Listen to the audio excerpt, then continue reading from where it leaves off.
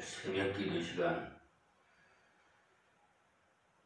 어제에 이어서 마태복음 강해 설교로 5장 39절 말씀부터 은혜 받겠습니다.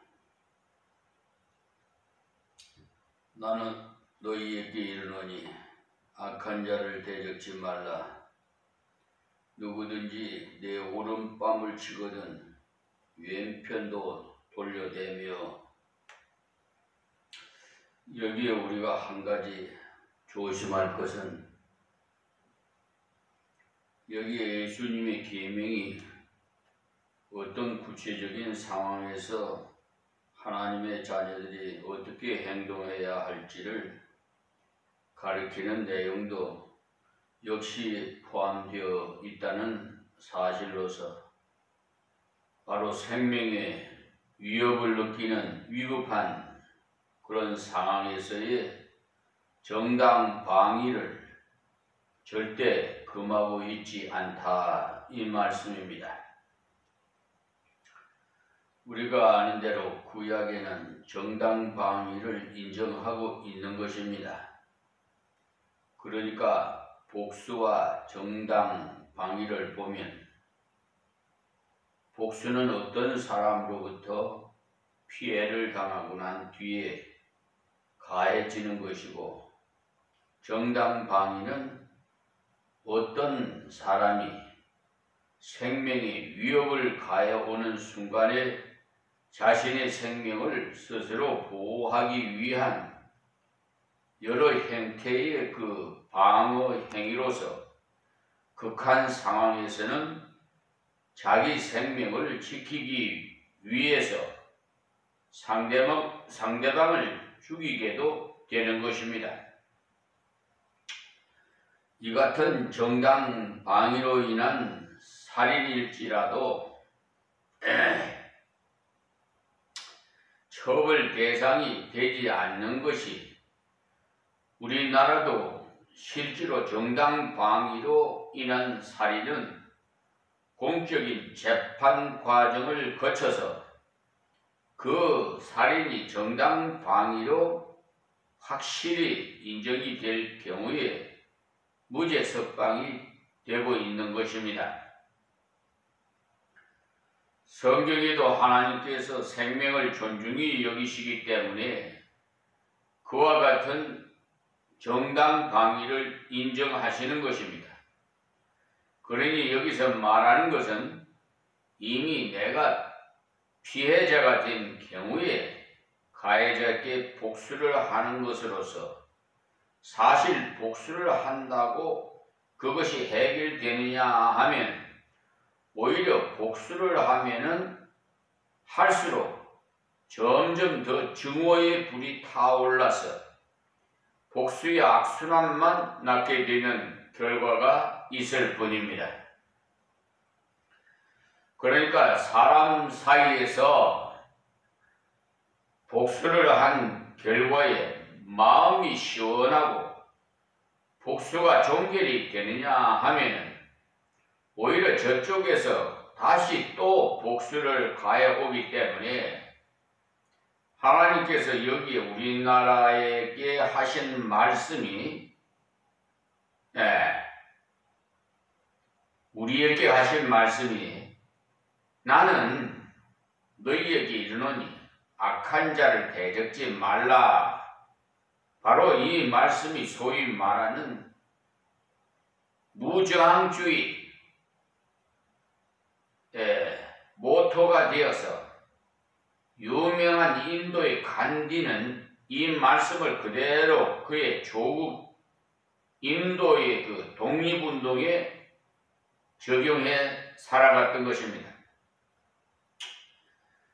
여기에 누구든지 내 오른편 뺨을 치거든 왼편도 돌려대며라는 말씀이 문자대로 누가 오른편 뺨을 딱 때려 치는 선제 공격을 해올 때 왼편도 돌려대며라는 말,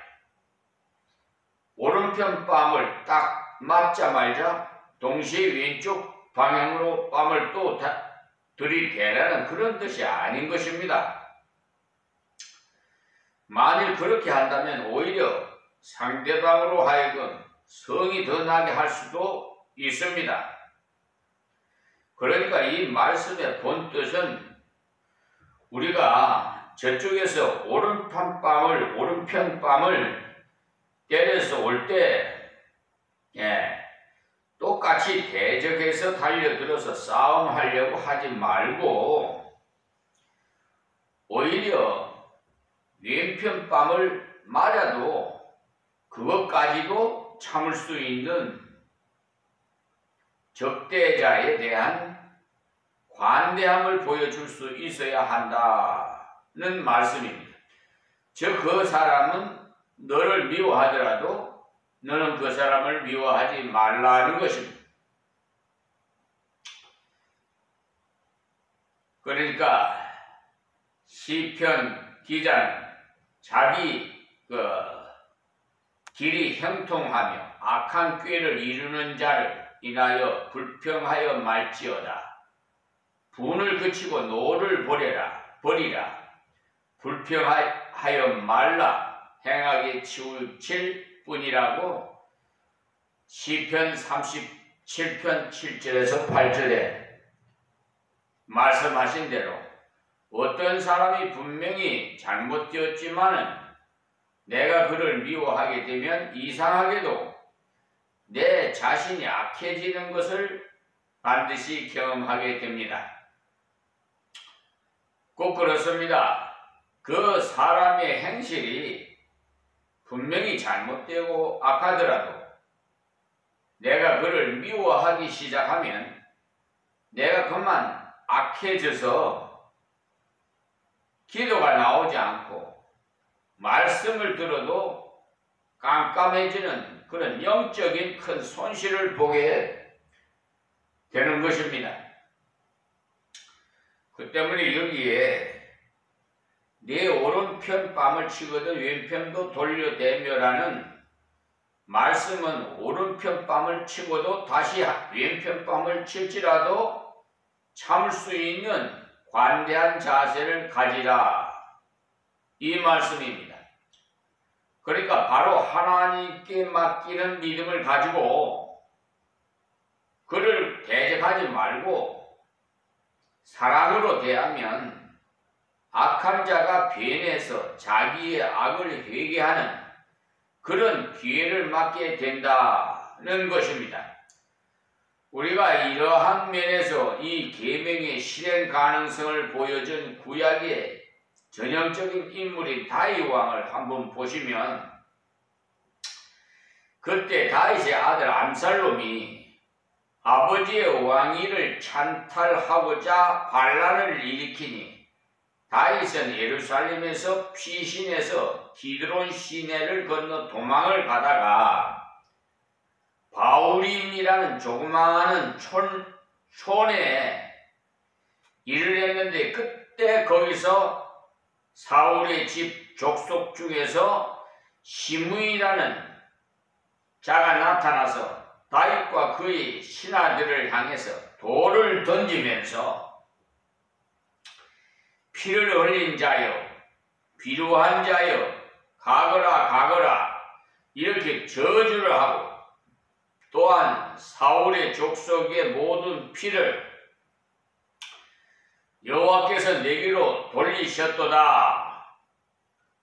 너는 피를 흘린 자인 거로 화를 자취하였느니라. 이렇게 근거 없는 말로 비방하면서 욕을 해대자 옆에서 이 상황을 보고 있던 다윗 왕의 그 경호 장군이었던 아비새가 이를 심히 분하게 여겨가지고 왕께 저 죽은 개 같은 것이 감히 왕을 저주하다니 용서할 수 없다면서 시므이의 머리를 베드로 허락해 달라고 요청하자 이때 다윗이 유명한 말을 남겼는데요.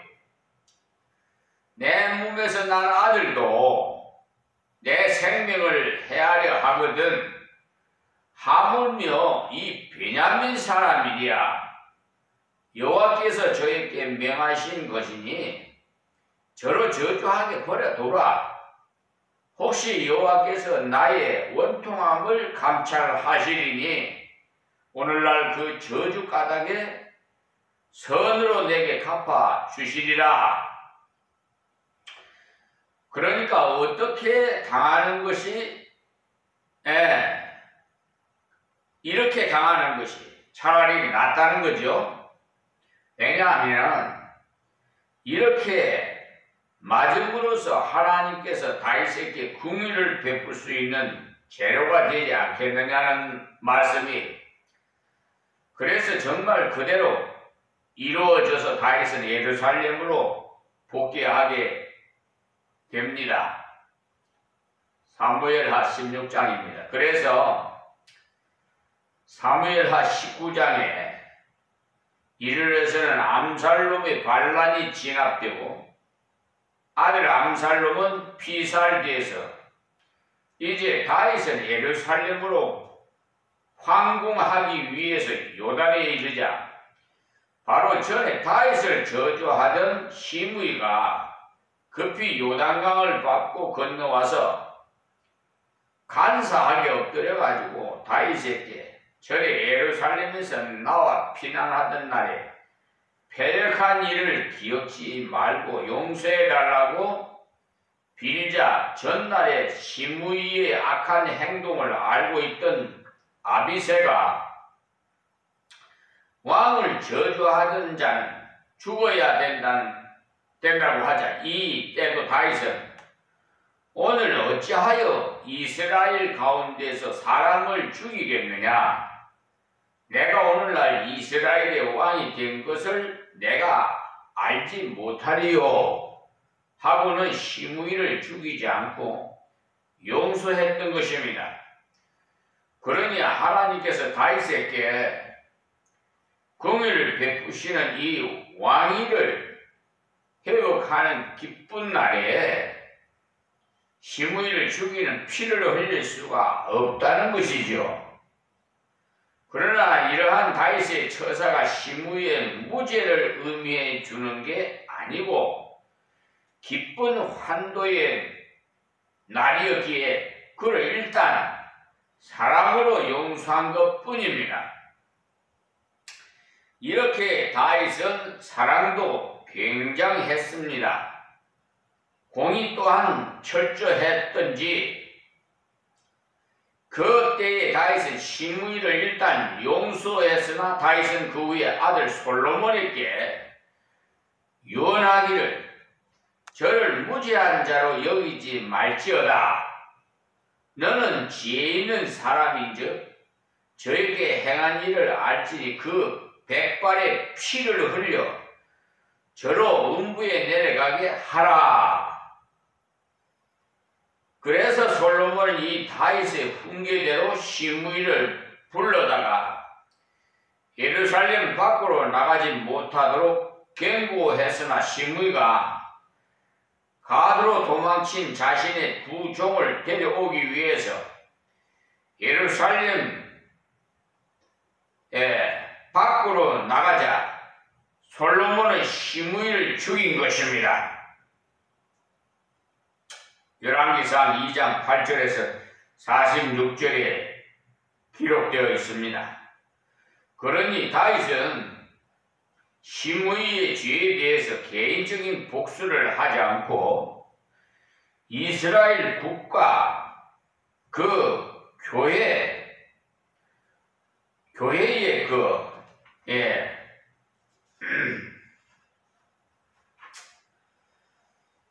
대표자로서 하나님의 공의로운 심판을 대행했던 것입니다. 이 사실을 볼 때 우리는 대적자인 원수에 대해서 하나님께 맡기는 태도가 없이는 안 된다는 것을 알아야 합니다. 그때 다윗이 시므이를 처벌하지 않는 이유는 얼마든지 처벌할 수가 있는 게 자신이 직접 하지 않더라도 신하를 통해서 얼마든지 죽일 수가 있었어요. 그러나 하나님께 맡김으로써 결국 하나님의 말씀대로 공의로 심판을 받게 했던 것입니다. 그러니까 본문 39절의 말씀이 어떤 정당 방위를 금하는 것을 가리키는 것이 아니라는 사실과 그 원수에 대해서는 하나님께 맡겨야만 한다는 것을 말씀하시는 것입니다. 그러니 악한 자를 대적함으로 이길 수 있는 것이 아니라 사랑하고 희생함으로써 그를 변화시켜야 한다는 것이. 다음 40절입니다. 또 너를 송사하여 속옷을 가지고자 하는 자에게 겉옷까지도 가지게 하며. 이 말씀은 그 당시에 유대 사회에서는 이 전당을 잡힐 때, 쉽게 말해서 전당포, 우리 나라에도 있었지, 전당포라고. 급할 때는 뭐 시계를 맡겨서 돈을 빌린다든지 할 때 속옷을 전당 잡을 수가 있어도 겉옷은 전당 잡을 수가 없도록 되어 있었는데, 그것은 절대 빈곤층에 있는 사람들에게 있어서 이 겉옷의 용도가 오바의 역할과 함께, 그러니까 이 겉옷 외투와 같다 이죠. 뭐 여성들은 밍크 뭐 오버라고 하나 뭐 이래 하여튼, 그러니까 밤이 되면은 덮고 자는 홀리불 대용으로도 사용되었기 때문에 이 겉옷을 잡혀버릴 경우에 밤이 되면은 덮을 것이 없게 되는 것이죠. 그래서 여기에 속옷을 가지고자 하는 자에게 라고 말하는 것이 바로 이와 같은 이유에서 속옷은 전당을 잡을 수가 있기 때문에 이 사람은 속옷을 전당 잡았다가 주지 않으니까 소송을 해서 속옷을 도로 내어 놓으라고 요구할 그때 너의 겉옷까지 벗어주라는 그런 내용인 것입니다. 이런 사실이 지금의 우리에게 잘 이해가 되지 않는 게, 그 당시에는 옷감이 굉장히 귀할 때라서 얼마나 귀했던지 전쟁터에서 죽은 시체의 옷을 찢어서 가져가곤 했다는 사실을 보면 잘 알 수가 있는 것입니다. 요사이 같으면 시체가 입은 옷은 기분이 나빠서도 가져가지 않을 것입니다. 그래서 속옷을 가지고자 하는 자에게 겉옷까지도 가지게 하며, 그러니까 그 사람이 요구하는 것보다 더 주라는 말씀의 뜻입니다. 자, 41절입니다. 또 누구든지 너를 억지로 오리를 가게 하거든 그 사람과 심리를 동행하고. 여기에 이 상황을 보면은 그 당시에 유대 나라가 로마 정부의 속국이 된 식민지로서 길을 가다가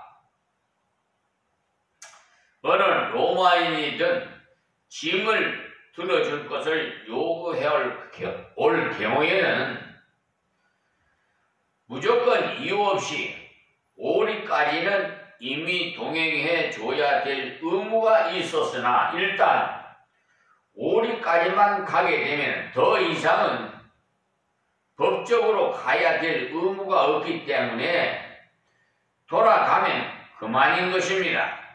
그러나 그때도 예수님께서 오리를 가게 하거든 그 사람과 심리를 동행하고, 이 말씀을 보면은 이것은 식민지 백성에 있어도 통치에 관해서 왜 하지 않아도 될 일을 강제로 시키는가, 이렇게 반항하거나 하는 이런 법 질서에 대한 붕괴를 예수님께서 조장하지 않았다는 사실을 알 수가 있습니다. 그래서 그 당시에 바리새인들이 어떻게 하여야 예수님을 올무에 걸리게 할까 서로 의논하고 자기 제자들을 헤롯 당원들과 함께 예수님께 보내서 묻기를 가이사에게 세를 바치는 것이 가하니까 불가하니까 하니까 예수께서 그런즉 가이사의 것은 가이사에게 하나님의 것은 하나님께 바치라. 이 말씀이 마태복음 22장 15절에 있죠. 15절에서 22절까지 있습니다. 그렇게 판단해 주셨던 것입니다. 여기서도 역시 오리를 가게 하거든 그 사람과 심리를 동행하고라고 말씀하고 있어요. 그리고 42절에는 내게 구하는 자에게 주며 내게 꾸고자 하는 자에게 거절하지 말라. 여기 꾸고자 하는 자라는 말씀의 본뜻은 알아야 하는 것입니다. 이것이 자신의 사업 자금을 충당하기 위해서 빚을 내는 자를 말해주는 게 아니고 여기서 말하는 것은 즉 자신의 먹는 문제를 해결하지 못해서 아사지경에 이르러 와서 곡식을 좀 구워달라고 간청할 때에 거절하지 말라는 것입니다. 그러면 여기에 이 말씀에 그의 탐욕을 마구 채워주라는 말씀인가 하면 그런 뜻은 아니에요. 예를 들어서 돈 5천만 원을 구워주시오 하는 자에게 더하여 9천만 원을 더 구워주라는 그런 말이 아닙니다. 그러므로 성경을 보실 때 그 원칙을 바로 알아야 하는 것입니다. 그런 문제에 있어서 우리가 언제나 내가 줄 수 있는 분량, 즉 내가 그 준 것을 상대방이 떼어먹더라도 그를 욕하지 않을 만큼의 분량을 주어야 한다는 것입니다. 그러니까 내가 그 사람에게 3만원가량을 구워줬을 경우에 그가 그 빌린 돈을 착복하더라도 내가 욕할 정도는 아니지만 만약에 한 1,000만원을 구워줬는데 그 돈을 착복했다면 내가 기가 찰 것입니다. 이것이 바로 우리가 하나님 앞에서 줄 수 있는 분량이 되는 것으로서 그 정도의 수준에서 줘버리면 마음이 굉장히 편안하고 좋습니다. 제가 어느 곳에서 전도사를 심호하고 있을 때 저와 같은 전도사님이 자기의 어려운 처지를 하소연하면서 돈을 좀 구워달라고 찾아왔는데 그때가 봉급을 한 주일 앞두고 있던 터라 그러니까 사례비를 말합니다. 저는 돈을 떼어더라도 섭섭하지 않을 만큼의 액수를 약속하고는 다음 월요일에 오라고 돌려보냈더니 약속한 날에 이분이 왔기에 교우들에게 옷가지를 좀 거두어 돈과 함께 드렸어요. 그런데 이분이 그로부터 깜깜무소식이었어요. 그러나 저는 처음부터 그런 마음을 갖고 그분에게 드렸기 때문에 섭섭한 마음은 전혀 없이 하나님께서 편안하게 해주셔서 그 일을 완전히 잊어버리고 있었는데 몇 년이 지나서 이분이 제가 없는 중에 갑자기 찾아와서 집사람에게 그 돈을 주고 가버렸어요. 그런데 참으로 희한한 일이 생긴 게 나중에 이분이 저의 그 고향교회 전도사로 부임해 오게 됐어요. 그런데 저는 한 가지 깨달은 것은 죄는 끝까지 따라다닌다는 사실을 알았는데 만일에 그분이 이 돈을 갚지 않고 떼어먹은 상태에서 그리고 부임해 왔다면 얼마나 곤란한 장면이 연출되겠느냐는 말입니다. 그러니까 돈을 순수한 자세로 줬을 때 해결이 되더라는 것입니다. 그래서 나중에 그분이 만나서 저희 얼굴을 대하기가 곤란해 하길래 오히려 제가 위로를 해드렸어요. 이와 같이 우리가 순수하게 할 때 그것이 돌아오게 되어 있고요. 해결이 되는 것입니다. 그때 그분이 돈을 갚지 않는 상태로 부임해 왔다면 나중에 이분의 목회의 앞길이 완전히 막힐 뻔한 것입니다. 제가 그 일에 대해서 나쁘게 한번 발설하게 되는 날에는 끝나는 게 아닙니까?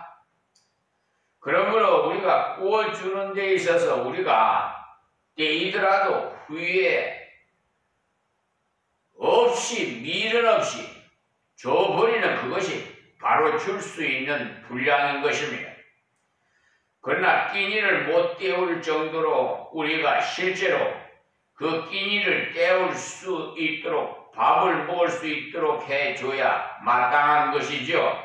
이 말씀이 곧 그때 유대 사이의 환경을 비추어 보면 그렇게 되어 있다는 말입니다. 앞에서는 자신에게 피해를 입히는 경우이고 여기에는 자신이 가진 것이 없어서 요구해 오는 그런 자들에 대한 우리의 자세를 말해주는 것입니다. 그러므로 우리가 요구하는 자에게는 그의 기대 이상의 은혜를 베푸시고 봉사함으로써 하나님의 은혜를 입은 자답게 살아서 돕는 자가 되어야 한다는 말씀입니다. 그래서 여기 봉사라는 것이 바로 오리를 가자고 할 때 신미를 가주는 것이 바로 봉사하는 것입니다. 그러니까 물질을 주는 게 아니라 내 몸으로 봉사해 주는데도 그것도 역시 그 사람의 기대보다 더 해주라는 것입니다. 그것이 바로 하나님의 자녀가 은혜 받았을 때 자기 없는 나에게 하나님께서 받았다는 은혜 의식에서 출발해서 내 것이 아닌 하나님께서 맡기신 하나님의 것으로 행기에게도 역시 그와 같이 주기를 원할 때 하나님께서 역시 나에게 그와 같이 주시는 것입니다. 이에 대해서 다른 복음서인 누가복음을 참고해 보시면요. 6장 38절에 주라 그리하면 너희에게 줄 것이니 곧 후익되어 누르고 흔들어 넘치도록 하여 너희에게 안겨주리라고 굉장한 보장의 약속을 하시고 있는 말씀을 우리가 듣습니다. 이렇게 사실 요구하는 자들은 어려운 자들이면 틀림이 없기에 그가 요구하는 것보다 더 주는 것이 바로 하나님이 그러한 분이므로 하나님을 닮아서 그렇게 필요한 자에게 주면 하나님께서는 내가 필요해 할 때 주시는데 어떻게 주시느냐 곧 후이되어 누르고 흔들어 넘치도록 해서 너희에게 안겨주리라. 내가 수용할 수 있는 최대치를 주시겠다는 것입니다. 그리고 하나님의 풍성과 함께 안겨주리라 곧 친절하게 주신다는 말씀을 하고 있습니다. 그러니 내가 감당할 수 있는 최대한의 것으로 받아야지만 되지 감당할 수 없을 만큼 주면은 안 됩니다. 오늘은 여기서 말씀을 마치겠습니다. 하나님 고맙고 감사합니다. 아버지, 이 비천한 종이 말씀을 대언해 싸우니 아버지여 뒤에 있는 자들은 들어서 은혜 받게 하여 주시옵시고 아버지 하나님 저들에게 믿음을 더해 주셔서 더욱 충성하는 하나님의 아들, 딸이 되게 하여 주시옵시고 이방인들도 구원하셔서 하나님 나라가 확장되게 하여 주시옵소서. 세계 모든 교회 위에 임재하셔서 역사하옵소서. 예수님의 이름으로 기도합니다. 아멘.